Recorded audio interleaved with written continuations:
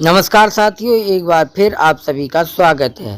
प्रेरणा आधार DBT app का नया version या तो लॉन्च हो चुका होगा जब तक ये वीडियो आपके पास पहुंचेगी, या हो जाएगा।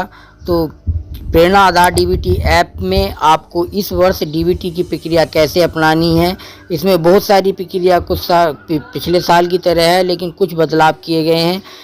तो जैसे कि पिछले वर्ष अभिभावक का भी हमने आधार सत्यापित किया था, लेकिन इस वर्ष अभिभावक का आधार केवल तभी सत्यापित कर सकते हैं जब माता पिता जीवित नहीं हैं, वरना आपको पहले माता पिता का आधार बनवाना होगा अगर जीवित हैं।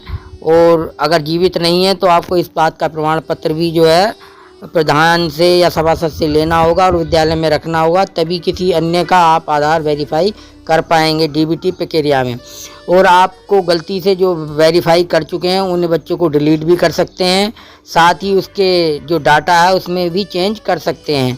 दूसरी चीज़ आ जाती है कि आप पहले से ही परिचित हैं इसमें, कि पहले जो प्रक्रिया थी वो जो फ़ोटो अपलोड करने की है, जो पिछले साल जिन बच्चों को डीबीटी का पैसा ट्रांसफ़र हो चुका है उनका हमें फ़ोटो भी अपलोड करना है। साथ ही जो है जो बच्चे रजिस्ट्रेशन करने हैं नए बच्चों के, या हम रजिस्ट्रेशन कर चुके हैं तो उनका जो डाटा है उसमें संशोधन भी करना है। ये सारी प्रक्रिया हम इस वीडियो में देखने वाले हैं, तो वीडियो को अंत तक देखें। और ये यूज़र मैनुअल है, काफ़ी सहायक है।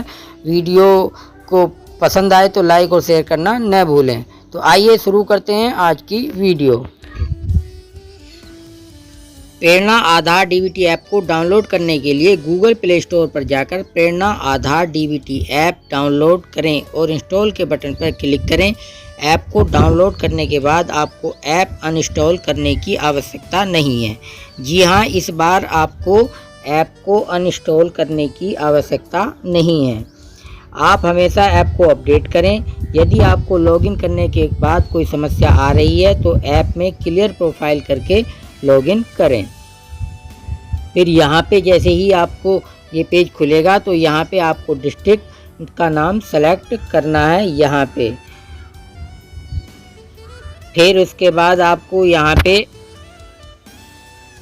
पे आप अपना 10 अंकों का मोबाइल नंबर डालें और यहाँ पे 4 अंकों का पिन डालें, और फिर उसी पिन को दोबारा से आपको रिपीट करना है। और यहाँ पे रजिस्टर पे क्लिक करके आपको अपना जो है रजिस्ट्रेशन हो जाएगा।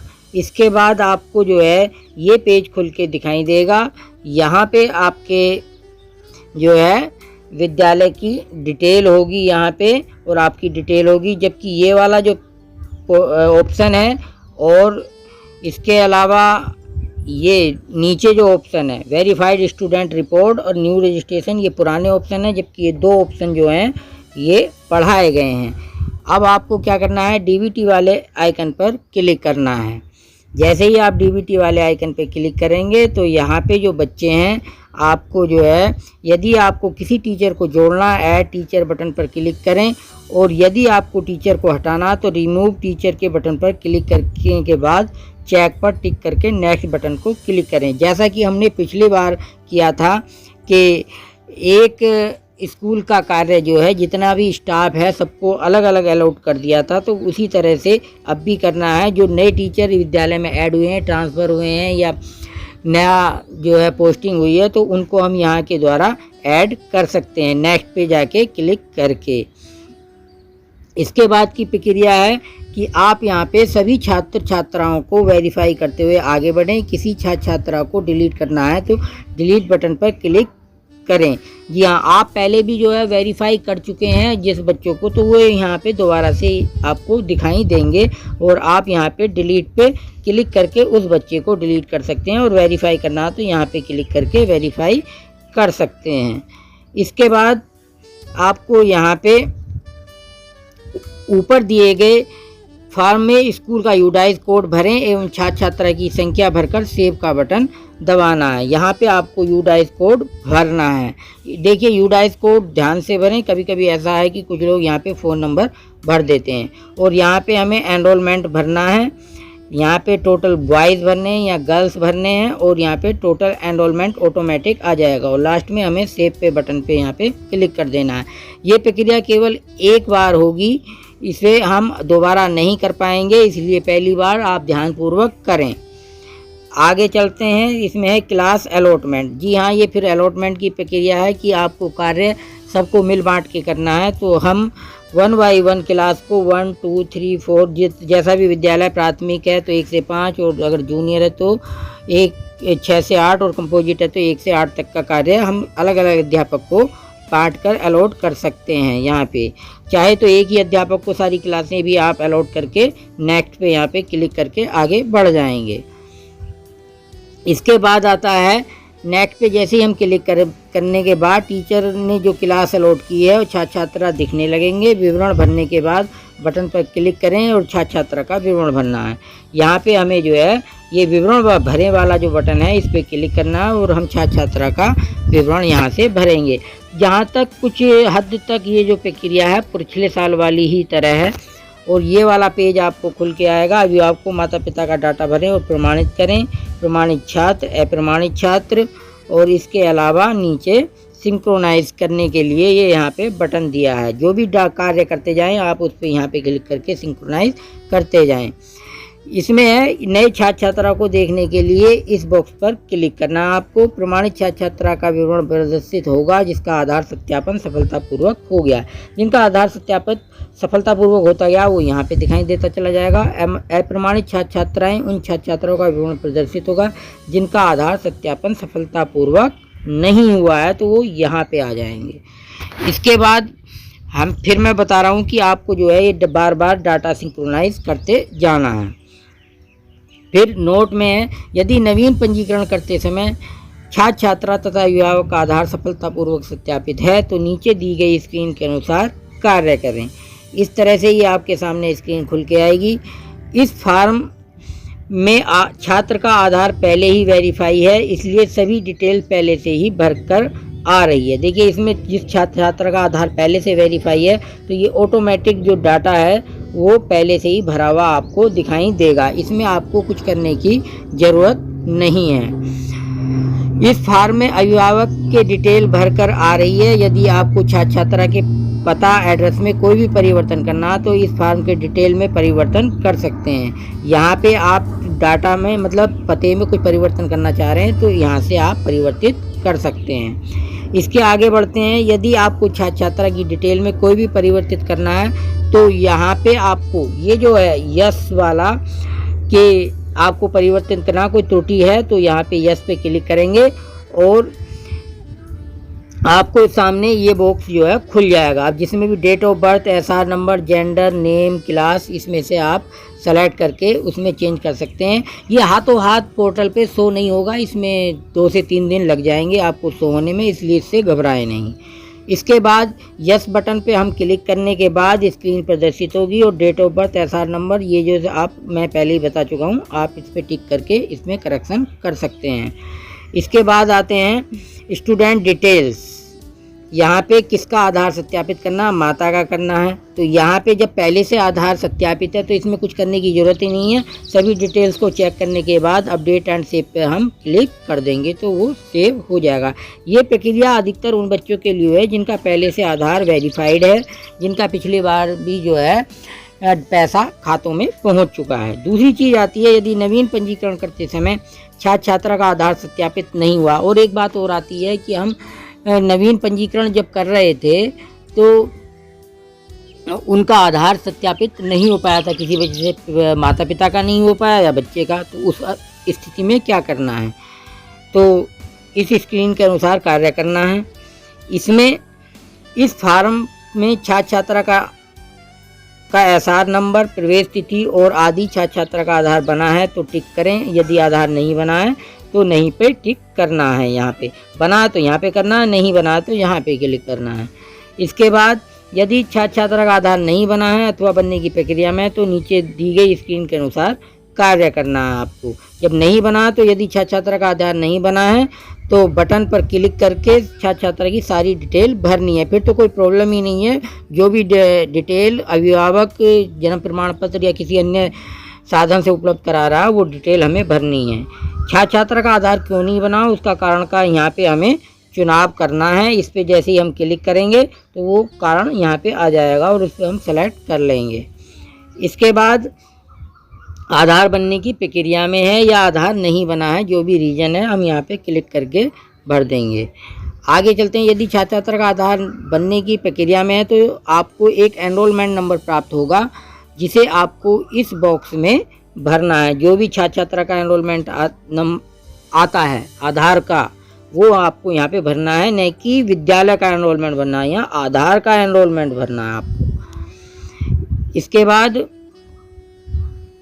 है, यदि छात्र छात्रा का आधार नहीं बना तो रजिस्ट्रेशन के अनुसार छात्र छात्रा की डिटेल भरकर आगे भरें। तो आधार नहीं बना तो उसके जो रजिस्ट्रेशन है फॉर्म है उसके अनुसार यहाँ से भर लें, जो विद्यालय का रजिस्ट्रेशन फॉर्म है। फिर आगे चलते हैं। यदि छात्र छात्रा की डिटेल्स में कोई भी परिवर्तन करना है तो यस चेक बॉक्स में टिक करके आगे बढ़ना है। यहाँ भी अगर हम कोई परिवर्तन करना चाहते हैं तो यस पे क्लिक करेंगे और आगे बढ़ेंगे। यस बटन पर क्लिक करने के बाद ये स्क्रीन प्रदर्शित होगी। यदि date of birth, SR number, gender, name, class में कोई भी बदलाव करना है तो उसके सामने दिए गए चेक बॉक्स पर टिक कर परिवर्तन कर सकते हैं आप। ये पहली वाली प्रक्रिया है, जैसे पहले भी चेंज किया है। आप यहाँ पे यस करेंगे तो ये खुल के आ जाएगा और यहाँ पे जिस पे भी आपको करना है वहीं पे हमें टिक कर देना है, तो वही हमें चेंज करना है। आगे आता है, अभिभावक की डिटेल पहले से ही भरी हुई है, आपको प्रदर्शित होगी, कृपया आगे बढ़ें। क्योंकि जब माता पिता का आधार पहले से सत्यापित है तो उनकी जो डिटेल है वो यहाँ पे पहले से ही भरी हुई मिलेगी और इसे आप जो है आगे एक्सेप्ट करके आगे बढ़ जाएंगे। यदि छात्र छात्रा का आधार बना है और आप आधार सत्यापन करने की प्रक्रिया कर रहे हैं तो नीचे दी गई स्क्रीन के अनुसार कार्य करें। यदि छात्र छात्रा का आधार बना है तो हाँ टैब पर टिक करें और नीचे दिए गए फॉर्म के आधार पर डिटेल भरें। यहाँ पे हाँ करना है और जो भी नीचे पूरी डिटेल है उसे आपको सही सही भरना है। इस बटन पर क्लिक करके छात्र छात्रा का आधार वेरीफाई करें। पूरा हमें डिटेल जो है आधार के अनुसार भरना है, जो भी चीज़ है बिल्कुल भी अलग नहीं करना। और यहाँ पे क्लिक हेयर टू वेरीफाई आधार पे क्लिक कर देंगे तो उसका आधार वेरीफाई हो जाएगा। यदि नवीन पंजीकरण करते समय छात्र छात्रा का आधार सत्यापित हो चुका है परंतु अभिभावक का आधार सफलतापूर्वक सत्यापित नहीं हुआ है तो नीचे दी गई स्क्रीन के अनुसार कार्य करना है। यदि आप माता पिता का आधार बना है और आप माता पिता का ही आधार सत्यापित करना चाहते हैं तो नीचे दी गई स्क्रीन के अनुसार कार्य करना है। इसमें दो स्थिति हो सकती है, या तो माता पिता का आधार या किसी अन्य का आधार जो अभिभावक कहलाएगा, चाचा, ताऊ, मामा, भाई या ताई, मामा, मौसी, जो भी हैं। तो यहाँ पे आपको एक्सेप्ट पे क्लिक कर देना है और जो भी है माता है, पिता है और अन्य है उस पर यहाँ पे क्लिक कर देना है। और जैसे ही चुन के आप अभिभावक का चुनाव करने के बाद अभिभावक का नाम, आधार नंबर तथा आधार लिंक को देखकर ही सही सही हमें यहाँ पे भरना है। इसके बाद इस बटन पर क्लिक करके अभिभावक का आधार सत्यापित करें एवं अपडेट एवं सेव पर बटन पर हमें यहाँ पे क्लिक कर देना है। इस वाले बटन पे क्लिक करना है। पहले वेरीफाई करने के लिए करना है इस बटन पे और हमें सेव, अपडेट एंड सेव पे इस पे ज़रूर करना भूल जाएं। कुछ लोग इस पे जो अपडेट एंड सेव करना भूल जाते हैं तो फिर कहते हैं कि हमारा ये अपडेट नहीं हुआ, सेव नहीं हुआ। तो इस बात का ध्यान रखें कि इसे अपडेट और सेव करना ज़रूर याद रखें। इसके बाद है, यदि आप माता पिता के अतिरिक्त किसी अन्य अभिभावक का आधार सत्यापित करना चाहते हैं तो नीचे दी गई स्क्रीन के अनुसार कार्य करें। इसमें है माता पिता का रीजन आपको बताना पड़ेगा कि आपका माता पिता का आधार क्यों नहीं चुना है। तो माता पिता कोई भी जीवित नहीं है या माता पिता के दोनों का आधार नहीं बना है तो हम इस पर सेलेक्ट कर देंगे और फिर जो है हमें जिसका भी जो है, यदि माता पिता दोनों का आधार नहीं बना तो पहले आधार बनवाएं जिसके आधार पर सत्यापन कार्य करना है। अब माता पिता का आधार नहीं बना है तो पहले जो है आधार बनवाना पड़ेगा, तब तक ये ऐसे ही ब्लैंक पड़ा रहेगा। अब केवल माता पिता का ही आधार सत्यापित होगा, किसी अन्य का जो है नहीं है। लेकिन माता पिता जीवित नहीं है उस अवस्था में जो है आप किसी तीसरे का आधार सत्यापित कर सकते हैं। अगर माता पिता जीवित हैं तो केवल माता पिता का ही आधार सत्यापित होगा, अन्यथा नहीं। किसी तीसरे पक्ष का जो है आधार तभी सत्यापित होगा यदि माता पिता जीवित नहीं है। नहीं बटन पर टिक करने के बाद डाटा अपडेट एवं सेव करके आगे बढ़ें। हाँ बटन पर टिक करने के बाद नीचे दी गई स्क्रीन के अनुसार कार्य करना है। अगर हम यहाँ पे हाँ पे क्लिक करते हैं तो यहाँ पे लिखा है क्या प्रधान सभासद ने उक्त आशय का प्रमाण पत्र प्राप्त कर विद्यालय में सुरक्षित रखा गया है कि जीवित नहीं है, इस बात का प्रमाण पत्र रखना है आपको और यहाँ पे हाँ कर देना है और फिर अपडेट एंड सेव पे क्लिक कर देना है। और देखिए एक चीज़ और, यहाँ पे आधार सत्यापन के लिए स्कैन आधार कार्ड का भी इस बार ऑप्शन है और आपको डाटा यहाँ से केवल स्कैन करके भर सकते हैं, टाइप करने की भी आवश्यकता नहीं है। इसके बाद अभिभावक का चुनाव करना है हमें, जिसका भी भरना है। दादा है, दादा का करना है। अभिभावक का आधार नंबर यहाँ पे लिखना है, अभिभावक का नाम लिखना है, अभिभावक का चुनाव करना है और अभिभावक का मोबाइल नंबर करना है। हम यहाँ से स्कैन भी कर सकते हैं यहाँ पे क्लिक करके। फिर अभिभावक का आधार सत्यापित करने के लिए इस बटन पे हमें क्लिक करना है और लास्ट में अपडेट एंड सेव पे करना है। तो ये महत्वपूर्ण सूचना है। अतिरिक्त जिनका भी नवीन पंजीकरण करते समय आधार सत्यापित नहीं हुआ उनका आप आधार पुनः सत्यापित कर सकते हैं। आपके पास आधार सत्यापित करने के कुल 3 प्रयास हैं। आपको आधार कार्ड से देखकर सभी जानकारी सही भरना है। यदि आपके डीबीटी ऐप में कोई भी समस्या आ रही है तो ऐप को अनइंस्टॉल न करें, सिर्फ ऐप को अपडेट करना है। अब अनइंस्टॉल नहीं करना है, ध्यान रखना है। अगर अनइंस्टॉल करोगे तो वो डाटा आपका लैप्स हो सकता है। धन्यवाद। यदि आपको कोई भी टेक्निकल समस्या आती है तो आप इस पर ईमेल कर सकते हैं और इस पर कॉल कर सकते हैं। ये प्रक्रिया थी डीबीटी की। इसके अलावा आपको फ़ोटो अपलोड करना है और रजिस्ट्रेशन करना है, वो सारी प्रक्रिया आप जानते ही हैं। फ़ोटो अपलोड करने की प्रक्रिया इतनी कठिन नहीं है। आप इस पर क्लिक कर देंगे। यहाँ बेनिफिशियरी जो पिछले साल जिन्हें भी डीबीटी ट्रांसफ़र हो चुकी है उनके यहाँ पे क्लिक करके फ़ोटो अपलोड कर सकते हैं। और रजिस्ट्रेशन की प्रक्रिया आप पहले से ही जान चुके हैं तो ये यहाँ से आप रजिस्ट्रेशन इस पर क्लिक करके कर सकते हैं। और जबकि वेरीफाइड जितने भी स्टूडेंट हैं वो यहाँ से जाके रिपोर्ट देख सकते हैं। इस वीडियो में इतना ही। वीडियो देखने के लिए धन्यवाद। नमस्कार।